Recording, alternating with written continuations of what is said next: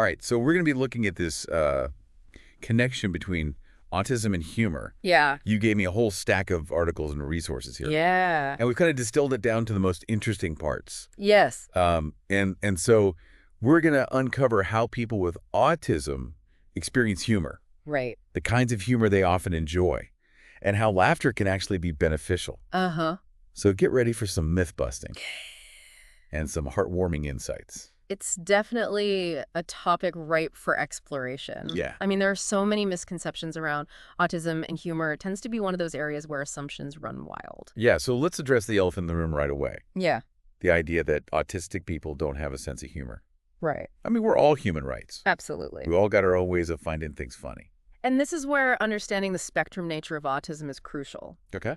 Every autistic individual is unique with their own strengths, challenges, and ways of interacting with the world. Right. Humor is no exception. So while some autistic individuals might find certain types of humor challenging, it's absolutely incorrect to assume they don't appreciate humor at all. Right. In fact, they can have incredibly diverse and fascinating senses of humor. Yes, and that's something I think the Cheap ABA article did a great job of highlighting, Yeah. especially when they delved into the different types of humor that might resonate with autistic individuals. I found that part super interesting. Yeah. They talked about sarcasm, dry humor, satire, and slapstick. Yes.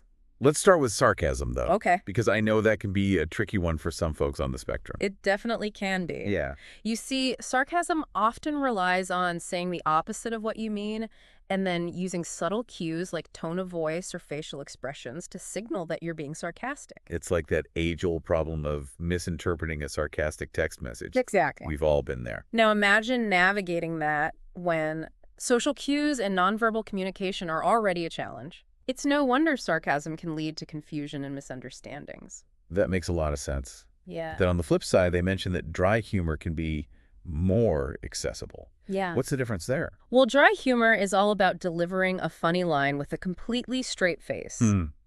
It's less about those subtle cues we were just talking about and more about the unexpectedness or absurdity of the statement itself. Yeah. That directness can resonate more with individuals who prefer clear communication. Interesting. So it's more about the words themselves and less about the performance. Yeah. Now, what about satire? Yeah. I was particularly intrigued by this idea that autistic people might be drawn to finding absurdities. Ah, satire. Yeah. The art of using humor to poke fun at societal norms or highlight flaws in a system. Right. And you're right, that connection to absurdity is key. Yeah. I feel like sometimes we get so used to the way things are that we stop questioning them. But individuals with autism often have a unique perspective that allows them to see those inconsistencies and illogical aspects Yes. that many of us simply overlook. Precisely. Yeah. They're not bound by the same assumptions, and that allows them to point out the absurdities in a way that can be incredibly insightful. Yeah. And of course, humorous. So satire becomes a way of expressing that different way of seeing the world. Yeah.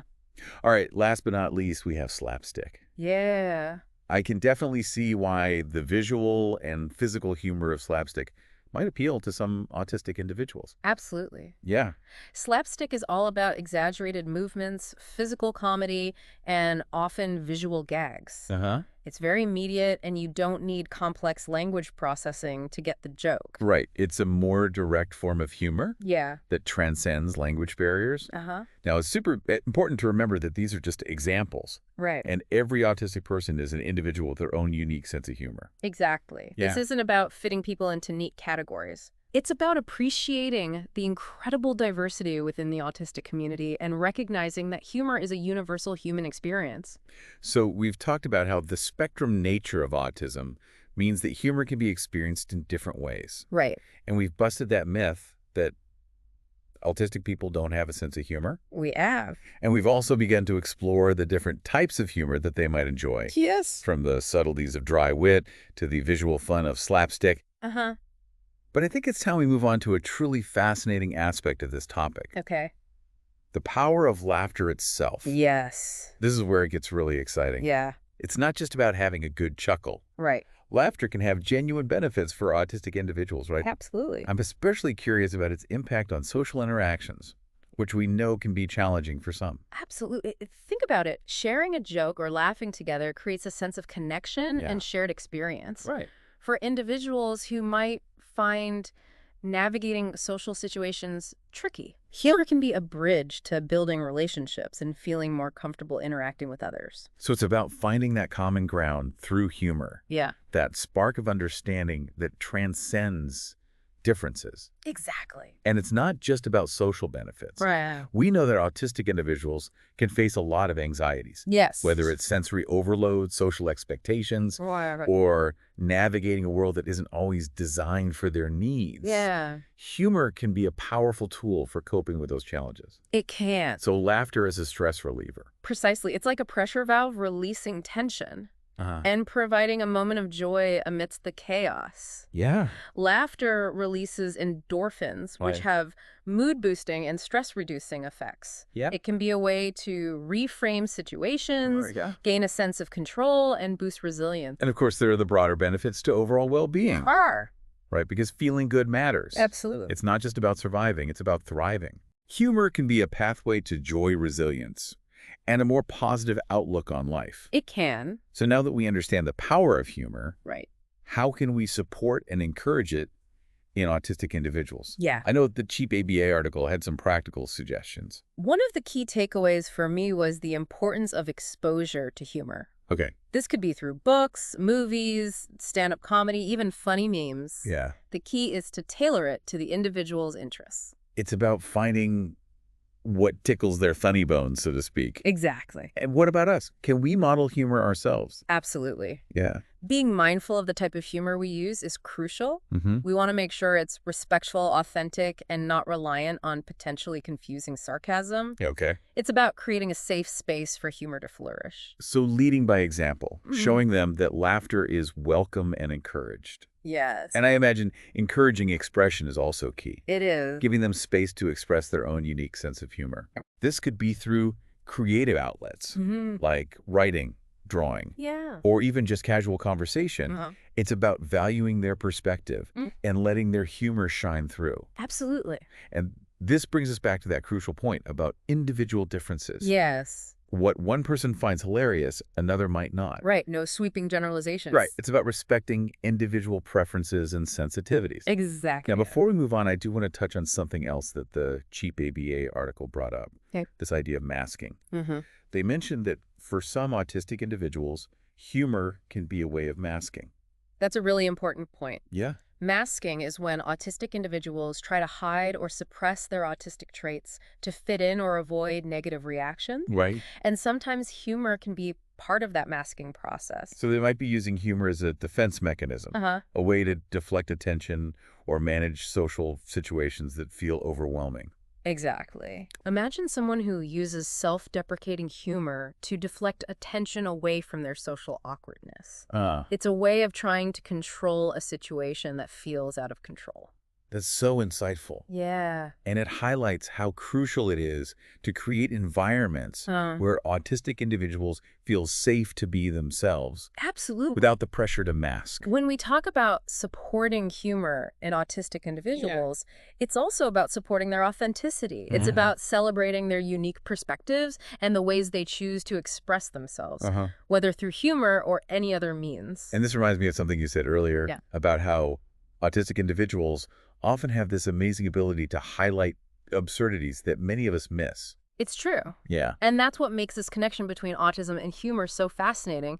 It's a reminder that diversity of thought, perspective, and experience enriches all of us. Right. And humor can be a bridge to understanding and appreciating those differences. This has been an incredible deep dive so far. It has. We've learned that autistic people do have a sense of humor, Yes. that it manifests in diverse ways, and that laughter can have a powerful positive impact on their lives. It can. It really has been a journey of discovery. It has. And you know, it makes me think about how much we can learn from the autistic community when it comes to humor. Oh, yeah. Their perspectives challenge our assumptions and encourage us to see the world in new and often hilarious ways. I love that. Yeah. It's a reminder that humor isn't just about telling jokes. Right. It's about perspective observation and finding the funny side of even the most mundane situations. Exactly. And that brings us to another important aspect of this conversation. Oh. how humor is processed in the brain, particularly for those on the spectrum. Okay. See, humor involves multiple cognitive processes, including recognizing incongruity, understanding social context, Right. and emotional processing. Okay, break that down for me a little. How- What do you mean by incongruity? Think about it like this. Humor often arises when we encounter something unexpected or out of place. Uh-huh. It's the element of surprise, the twist in the tale that makes us laugh. Right. And for some autistic individuals, processing that incongruity might take a different path in the brain. So it's not that they don't find things funny, Right. but rather that their brains might be processing the humor differently. Precisely. And this ties back to the diversity we were talking about earlier. Okay. Neuroscience is showing us that the autistic brain isn't fundamentally different, Right. but rather that it might have unique wiring and processing pathways. Okay. And that's incredibly fascinating when you think about how it relates to humor. It's like everyone's brain has its own unique sense of humor. Yeah. Some might gravitate towards slapstick because the visual incongruity is easily processed, Uh-huh. while others might find deep satisfaction in dissecting the absurdity of a satirical piece. Exactly. And let's not forget the social element of humor. Understanding social cues and navigating the nuances of nonverbal communication can be challenging for some autistic individuals, which can impact their interpretation of humor, particularly when it comes to sarcasm or irony. Right, because those types of humor rely so heavily on context and understanding the speaker's intent. They do. But then you have types of humor like dry wit or observational comedy Yeah. that are more about the words themselves and less about the delivery, which might resonate more. That's a great point. Yeah. And it speaks to the importance of tailoring our approach to humor when interacting with autistic individuals. Being mindful of their communication style and preferences can go a long way in fostering genuine connection and shared laughter. It's about meeting them where they are, respecting their unique ways of experiencing the world, Yeah. and creating an environment where everyone feels comfortable expressing their own sense of humor. Absolutely. And speaking of creating supportive environments, I think it's important to talk about how parents, educators, and therapists can help nurture and encourage humor in autistic children and adults. Yes. Let's get practical. What are some specific things that people can do? Well, first and foremost, it's about exposure to a variety of humor styles. Okay. Reading funny books together, watching age-appropriate comedy shows, or even just sharing silly memes can help broaden their understanding and appreciation of different types of humor. I love that. Yeah, It's like giving them a toolbox of humor so they can find the tools that work best for them. exactly. And as we mentioned earlier, modeling humor ourselves is crucial. Yes. Being playful, using silly voices, finding the funny side of everyday situations, Yeah. these are all ways we can show them that humor is a valuable part of life. It's about creating a culture of laughter and acceptance, Right. where they feel comfortable being themselves and expressing their own unique sense of humor. Precisely. And when it comes to children on the spectrum, Yeah. it's important to remember that their humor might manifest differently. Okay. They might not always laugh out loud or show their amusement in conventional ways. So how can we tell if they're enjoying a joke or finding something funny? Look for subtle cues, Okay. like a smile, a twinkle in their eye, or even a repeated action or phrase that indicates they're engaged in finding humor in the situation. Okay. It's about tuning into their individual communication style Right. and recognizing that laughter isn't the only indicator of humor appreciation. That's such an important point. It is. And it reinforces the idea that we need to be attentive observers Yes. and really tune into the individual's way of expressing themselves. Absolutely. And you know, something else I found fascinating in the research Okay. is the connection between humor and developing social skills in autistic individuals. Oh, wow. Studies have shown that using humor in social situations can actually help improve communication, build rapport, and even reduce anxiety. Oh, wow. I can see how that would work. Yeah. If you can find something funny to share with someone. It immediately creates a connection and breaks down barriers. Precisely. And for those who might find social interactions daunting, Yeah. humor can provide a safe and enjoyable way to connect with others. It's like that shared moment of laughter creates a bridge between two people, regardless of their differences. Exactly. And let's not forget the therapeutic potential of humor. Right. There are now therapists who specialize in using humor as a tool to help autistic individuals cope with stress, anxiety, and social challenges. That's incredible. So not only can humor be a source of joy and connection, but it can also be a powerful tool for personal growth and well-being. It truly is. And, as we delve deeper into this topic, Mhm. I keep coming back to the idea that embracing neurodiversity isn't just about tolerance. It's Mhm. about recognizing the unique strength and contributions of every individual, Okay. including their sense of humor. It's about celebrating the fact that different brains experience the world in different ways, Yes. and that those differences enrich our understanding of humor, humanity, and ourselves. Yeah. Beautifully said. And as we wrap up this part of our deep dive, Okay. I think it's important to reflect on how understanding the connection between autism and humor can help us challenge our assumptions Right. and become more inclusive and compassionate individuals. Yes. It's a reminder to approach every interaction with curiosity, empathy, Hmm. and a willingness to see the world through a different lens. Yes, Who knows, you might just discover a whole new way of experiencing humor along the way. you might. It really feels like we've gone beyond just scratching the surface this time. It does. We've explored so many facets of autism and humor, from the science behind how humor is processed in the brain Right. to the practical ways we can nurture and encourage laughter in autistic individuals. And I think one of the most important takeaways for me is the reminder that humor can be a powerful tool for building bridges Yeah. and fostering understanding. When we take the time to appreciate the diverse ways humor manifests, we open ourselves up to a richer and more inclusive world. It's about moving beyond those preconceived notions Yeah. and recognizing that humor is a deeply personal and multifaceted experience. Exactly. And that brings us to another key point that I think the cheap ABA article touched on. Okay. The idea that humor can be subjective and culturally influenced. Right. What one person finds hilarious, another might find offensive or confusing. Uh-huh. And that's where empathy and perspective taking come in. Right. It's about recognizing that not everyone shares the same sense of humor, being respectful of those differences. Exactly. I mean, even within our own families and friend groups, we have different comedic sensibilities. Absolutely. And when we're interacting with individuals on the spectrum, Yeah. it's even more important to be mindful of those individual preferences and sensitivities. Uh-huh. Just because a joke is well-intentioned doesn't mean it will be universally appreciated. So how can we navigate those differences and make sure we're using humor in a way that's inclusive and respectful? I think it starts with observation and active listening. Pay attention to how the individual responds to different types of humor. Are they cracking up at slapstick? Right. Do they appreciate a good pun? Yeah. Or maybe they find dry wit particularly amusing. It's like fine-tuning our humor radar to match their wavelength. Exactly. And if you're ever unsure about whether something is appropriate, Yeah. it's always best to err on the side of caution. Right. You can always ask the individual directly about their preferences, Uh-huh. or simply avoid using humor that might be potentially offensive or confusing. It's about prioritizing respect and creating a safe space where everyone feels comfortable expressing themselves. Absolutely.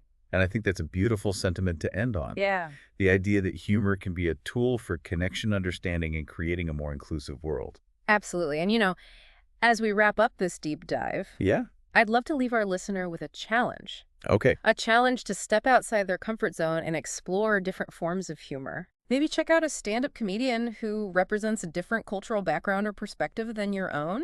Uh-huh. Or watch a movie with a type of humor you wouldn't normally gravitate towards. I love that. Yeah. It's about expanding our horizons, challenging our assumptions, Yeah. and discovering the joy and laughter that can be found in unexpected places. Right.